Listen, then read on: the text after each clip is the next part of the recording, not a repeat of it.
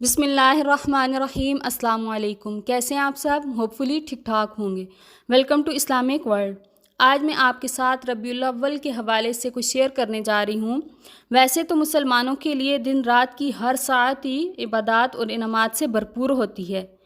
جس وقت بھی اللہ تعالیٰ کا ذکر کیا جائے تو اللہ تعالیٰ کی رحمتیں نازل ہوتی ہیں اور درجات بڑھتے جاتے ہیں۔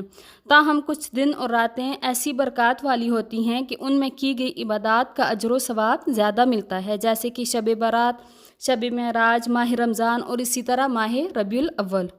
اور ماہ ربیع الاول کی فضیلت سے انکار کوئی کیسے کر سکتا ہے کہ اس مبارک مہینے میں حضرت محمد صلی اللہ علیہ وآلہ وسلم اس دنیا میں تشریف لائے، اور جس پیغمبر پر ایک بار درود پڑھنے سے 10 رحمتیں نازل ہوتی ہوں، تو اس پیغمبر کا ولادت کا جو مہینہ ہے اس میں کتنی برکتیں اور رحمتیں نازل ہوتی ہوں گی۔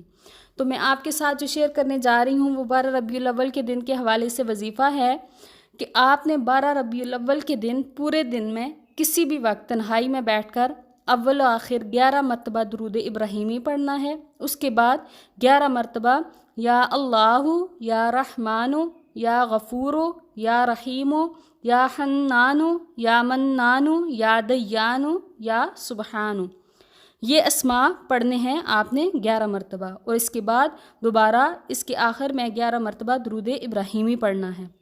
اس وظیفے کے پڑھنے کے فائدے کیا ہیں؟ اس وظیفہ سے اللہ تعالیٰ آپ کی ہر جائز دعا قبول فرمائے گا اور ہر مقصد میں کامیابی نصیب ہوگی، اور سب سے بڑھ کر بڑا فائدہ یہ ہے کہ اللہ تعالیٰ آپ کو دشمنوں کے ہر وار سے محفوظ فرمائے گا۔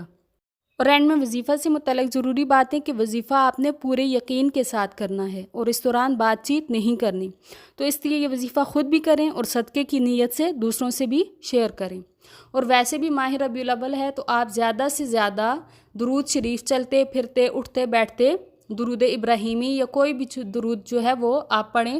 تو جس طرح درود شریف پڑھنے سے اللہ تعالیٰ کی رحمتیں نازل ہوتی ہیں، تو جب اللہ تعالیٰ کی رحمتیں نازل ہوں گی تو آپ کی پریشانیاں اور مشکلات دور ہو جائیں گی۔ تو دعاؤں میں یاد رکھیے گا۔ اللہ حافظ۔